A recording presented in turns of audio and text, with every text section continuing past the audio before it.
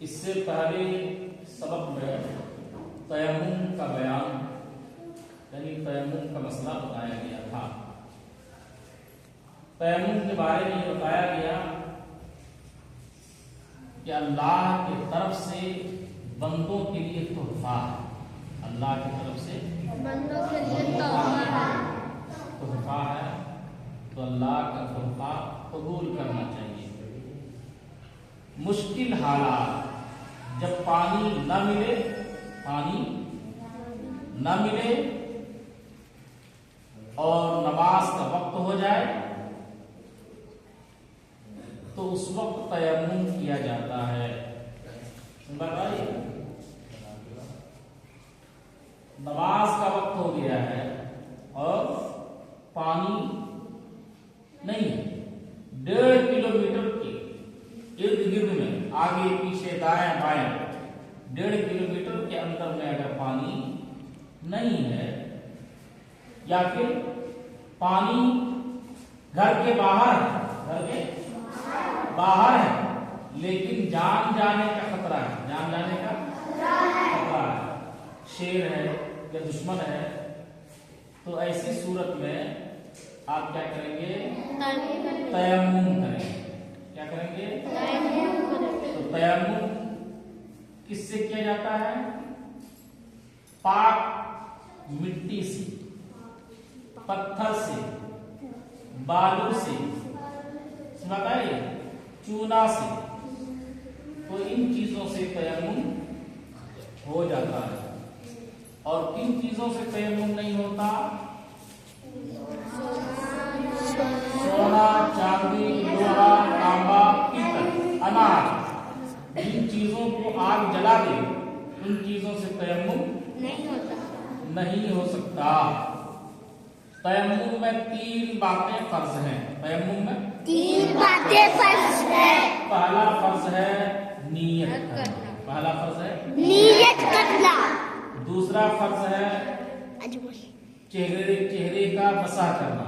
अब कैसे मसाह करेंगे? पाक मिट्टी लेंगे, ये हाथों की हथेलियों को इशारा लगेंगे और फिर वो पाक मिट्टी पर मारेंगे और इसमें मिट्टी ज्यादा लग जाए तो इसको झाड़ेंगे। और झाड़ना इस तौर पर अगर ताली नहीं मारना है, मिट्टी झड़ जाए और पूरे चेहरे का मसाह करना है। तो पहला फर्ज क्या था? नियत करना। दूसरा फर्ज क्या है? चेहरे का मसाह करना। फिर हम जब दोबारा पंजा मारेंगे पाक मिट्टी पर तो बाएं हाथ से पहले हम दाहिने हाथ को कहीं तक हम रगड़ेंगे। अगर अंगूठी है तो अंगूठी को आगे पीछे करके वहां पर मसाज करेंगे। चूड़ी है तो चूड़ी को भी आगे पीछे करके हम मसाज करेंगे और फिर दाहिने हाथ से ये बाएं हाथ पे मसाज करेंगे। उसी तरह से आपका ये तयम्मुम हो गया। अब आपने किस चीज का तयम्मुम किया था? नियत क्या चीज की थी? इसलिए कभी तयम्मुम गुस्ल का भी होता है और वजू का भी होता है। गुस्ल का भी, वजू का भी होता है। अगर आपने वजू की नियत करके जब तयम्मुम किया है तो आपका वजू हो गया। और कोई गुस्ल की नियत करके तयम्मुम करेगा तो उसका गुस्ल हो गया। कब सूरत है? जब आदमी बीमार हो, जान जाने का डर हो, खतरा हो, ऐसी सूरत में क्या करेगा? वो तयम्मुम और नमाज पढ़ेगा। ठीक है। अब तयम्मुम किन चीजों से टूट जाता है ये मसला उस दिन बताना भूल गए। ये मसला उस दिन बताना भूल गए। तो देखो, जिन चीजों से वजू टूट जाता है, जिन चीजों से उससे तयम्मुम भी खत्म हो जाता है। उससे तयम्मुम भी खत्म हो जाता है। अगर एक बीमार आदमी तयम्मुम किया, बीमारी की वजह से कि बीमारी बढ़ जाएगी, लेकिन जब उसको मालूम चल गया कि अब हम पानी छुएंगे तो अब बीमार नहीं पड़ेंगे, मरने का डर नहीं है, तो जैसे ये यकीन हो जाए वैसे ही उसका तयम्मुम भी चला जाएगा। जिन चीजों से वजू टूटता है उन चीजों से तयम्मुम भी टूटेगा। लेकिन एक चीज और ज्यादा है, क्या चीज ज्यादा है कि जिस वजह से तयम्मुम जायज हुआ था, जिस वजह से तयम्मुम करना जायज हुआ था, वो चीज अगर खत्म हो जाए, वो चीज खत्म हो जाए तो तुम्हारा तयम्मुम भी खत्म हो जाएगा, तयम्मुम भी खत्म हो जाएगा। मेरी बात समझ रहे हो? अब जैसे शेर था, शेर की तरह से तुमने तयम्मुम कर लिया, लेकिन अब शेर वहां से चला गया, शेर वहां से पानी सामने मौजूद है, ठीक है, तो अब क्या है, तुम्हारा तयम्मुम चला जाएगा। अब क्या करना, वजू करना पड़ेगा। अगर बीमार आदमी का सेहतमंद हो गया, क्या पानी छुएगा तो मरने का डर नहीं, बीमारी बढ़ने का डर नहीं है, तो उसका तयम्मुम खत्म हो जाएगा। अब वो वजू करेगा या फिर नहाएगा, ठीक है, यही पूरा मसला तयम्मुम का शॉर्ट में बता दिए, ठीक है। उसकी तो बहुत लंबी बात हुई थी ना, 23-24 मिनट पढ़ाए, तो इतनी बात समझ आ गई। तयम्मुम किसे कहते हैं, किन चीजों से तयम्मुम किया जाता है, कब किया जाता है, क्यों किया जाता है, किससे तयम्मुम करना जायज है और किससे तयम्मुम करना जायज नहीं है, इन चीजों से तयम्मुम टूट जाता है। समझ बात आई? आगे दूसरी बहस है, आदमी पेशाब पाखाना तो करेगा, जब इंसान है तो पेशाब पाखाना करेगा, तो किधर मुंह करके नहीं करना चाहिए, किधर मुंह करके नहीं करना चाहिए, तो काबे की तरफ मुंह करके नहीं करना चाहिए, काबे की तरफ मुंह करके नहीं करना चाहिए, ना ही क्लिच करनी चाहिए, ना ही मुंह करनी चाहिए। समझ बात आई? तो हमारे हिंदुस्तान में उत्तर और दक्षिण की तरफ मुंह करके आप अपनी जरूरियात पूरी कर सकते हैं। पेशाब पाखाना उत्तर दक्षिण, पश्चिम की तरफ नहीं, पश्चिम की तरफ नहीं, पश्चिम की तरफ, काबे की तरफ थूकना मना है, काबे की तरफ जानबूझ करके अगर थूका तो उस पर ताज़ीम, बहुत गलत किया वो तौबा करे, क्या करे, तौबा करे। और अगर इहानत की नीयत से किया तो उसका बहुत बड़ा मसला है, ठीक है। अनजाने से अगर गलती हो गई तो तौबा करे, और आइंदा एहतियात करे कि पश्चिम की तरफ यानी काबे की तरफ मुंह करके न थूके, न पेशाब पाखाना करना है, न थूकना है। समझ आई? अब देखो आगे,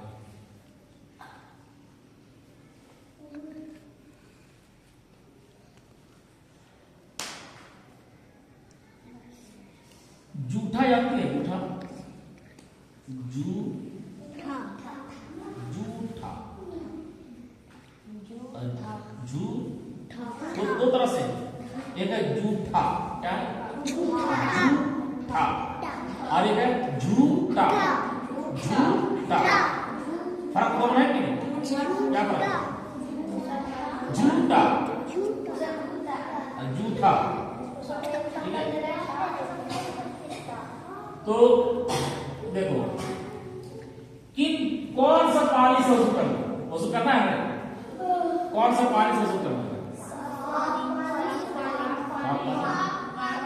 पानी तो नहीं है लेकिन पाक चीज है। अब माड़ है, क्या है, माड़ पसाते हैं कि ना, भाग पसा करके माड़, तो क्या उससे वजू करना जायज है? ये सब मसला जानना पड़ेगा, ठीक है। देखो किससे वजू करना जायज है, बरसात का पानी,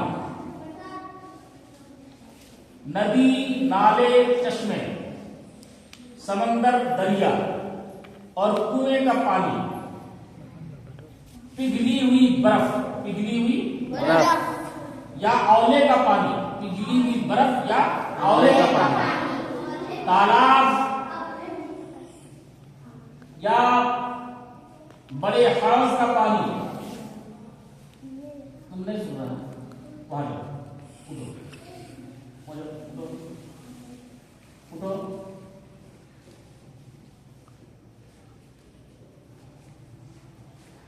तालाब या बड़े हौज का पानी, इन सब पानियों से वजू करना जायज है। जब वजू करना जायज है तो उसमें करना जायज होगा कि नहीं, ठीक है। अब किन पानियों से वजू करना जायज नहीं, जवाब फल और दरख्त का निचोड़ा हुआ पानी, फल और दरख्त का निचोड़ा हुआ पानी। कोई संतरा इतना लाया, थोड़ा काम बहुत अमीर है, और उससे निचोड़ा संतरा को और वजू बनाना चाहे वजू होगा? ठीक है, अमीर और अपनी जगह रहो। ठीक है, पानी अमीर और गरीब सबके लिए बराबर है, समझ आई? तो फल और दरख्त का निचोड़ा हुआ पानी या वो पानी जिसमें कोई पाक चीज मिल गई और नाम बदल गया। पाक चीज मिल गई और नाम बदल गया। पानी तो है लेकिन कोई पाक चीज उसको मिल गई और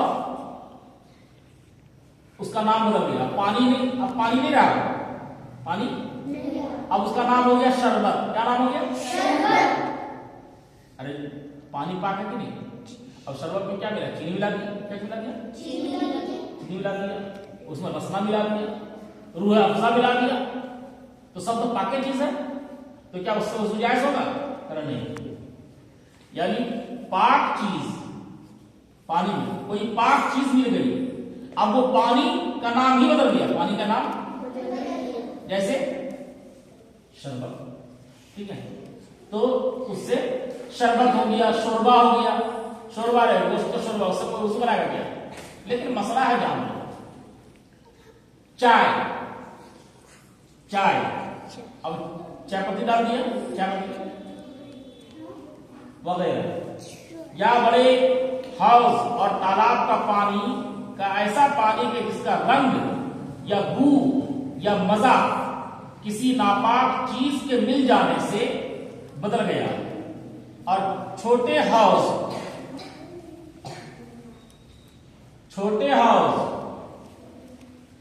ये दोनों को भगाया, जाओ दोनों घर जाओ,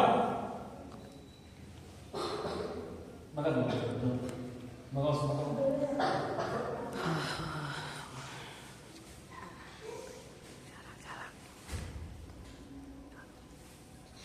हाउस या घड़े का वो पानी जिसमें कोई नापाक चीज गिर गई। जब नापाक चीज गिर गई तो नापाक ना हो गया, उससे उसमें जायज नहीं। या ऐसा जानवर मर गया हो कि जिसमें बहता हुआ खून हो, अगरचे पानी का रंग या बू या मजा ना बदला हो, और वो पानी के जो वजू या गुस्ल का भवन है, वजू और गुस्ल का पानी जो हाथ धोते हैं, लोग वजू गुस्ल करते हैं, हाथ धोते हैं, तो जो पानी गिर रहा है तुम्हारे बदन से, वो पानी पाक है, वो पानी पाक है। लेकिन उससे कोई बर्तन में छान ले और वजू करना चाहे तो वजू होगा क्या? इधर गौर से सुनो, वजू होगा क्या? पानी पाक है लेकिन उससे वजू, वो जो बदन से जब पानी गिर रहा है उस पानी को बोलते हैं माए मुस्तामल। क्या बोलते हैं? यानी इस्तेमाल किया हुआ पानी, इस्तेमाल यानी वो पाक है, वो पानी पाक है, लेकिन पाक करने की सलाहियत उसमें नहीं है। पाक करने की सलाहियत हम जो वजू करते हैं वो पानी पाक भी है और पाक करने वाला भी है, पाक भी है, पाक करने वाला भी है। और एक पानी ऐसा है कि पाक तो है लेकिन किसी को पाक नहीं कर सकता, किसी को पाक नहीं कर सकता। अब किसी को पाक नहीं कर सकता ऐसा कौन सा पानी है बताओ? कौन सा पानी? क्या बोले? ज़मज़म नहीं, ज़मज़म में पाक है पूरा, वो ताहिर भी है, तहीर भी है, पाक भी है, पाक करने वाला भी है। ठीक है, दरवाजा बंद करो।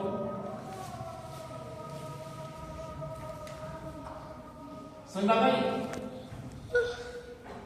अरे वजू और गुस्ल का जो पानी गिरता है बदन से वो पानी पाक है, लेकिन पाक करने की सलाहियत उसके अंदर में नहीं है, वो पाक नहीं कर सकता किसी को। और हम जो वजू जो डायरेक्ट नल से गिरता है या तालाब से कुआं से जो पानी लेते हैं वो पानी पाक भी है और पाक करने वाला भी है, पाक भी है, पाक करने वाला भी है। क्या वजू, एक सवाल है, क्या वजू और गुस्ल के पानी का कुछ फर्क है? कुछ फर्क नहीं। जिस पानी से वजू हो सकता है उस पानी से गुस्ल भी हो सकता है।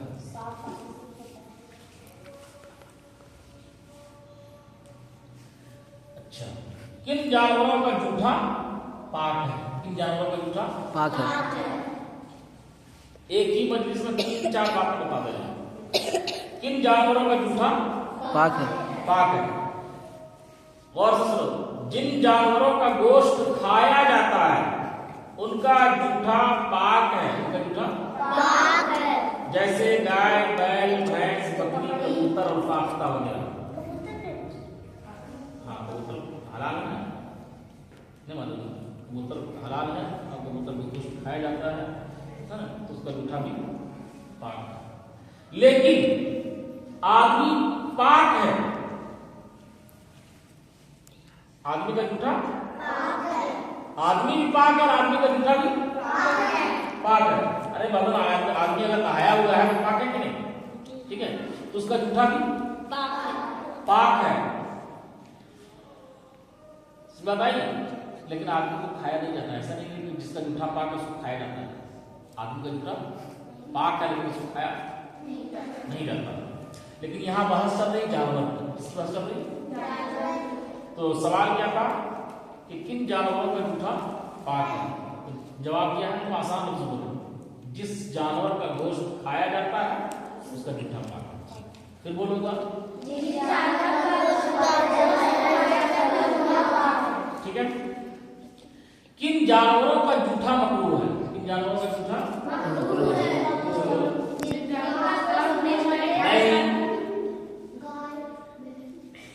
घर में रहने वाले जानवर, गाय का जूठा पाक है।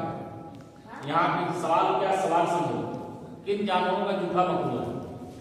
घर में रहने वाले जानवर जैसे बिल्ली, चूहा, सांप, छिपकली और उड़ने वाले शिकारी जानवर जैसे शकरा, बाज, बहरी, चील और कौवा वगैरह, और वो मुर्गी जो छोटी फिरती हो और नजासत पर मुंह डालती हो, और वो गाय गौर करना, गाय का जूठा पाक है। लेकिन मकरूह कौन गाय का जूठा है? कह रहा वो गाय जिसकी आदत खराब चीज खाने की हो, खराब चीज, वो गाय जिसकी आदत गलीज खाने की हो, इन सब का जूठा क्या है? मकरूह। और किन जानवरों का जूठा नापाक है? बोलो, किन जानवरों का जूठा नापाक है? तो सूअर हो गया, कुत्ता हो गया, शेर हो गया, चीता हो गया, भेड़िया, हाथी, गीदड़ और दूसरे शिकारी चौपाए का जूठा नापाक है। ठीक है। अगर पानी को चाट दिया, छू दिया तो क्या हो जाएगा? और मुंह लगा दिया तो क्या हो जाएगा? जूठा नहीं। अरे जूठा तो हुआ ही, लेकिन जूठा क्या है? वो नापाक होगा? नहीं होगा। एक जूठा तो है पाक है, एक जूठा हो गया मकरूह है, एक जूठा क्या हो गया? नापाक है। ठीक है। तो किन जानवरों का जूठा मकरूह है?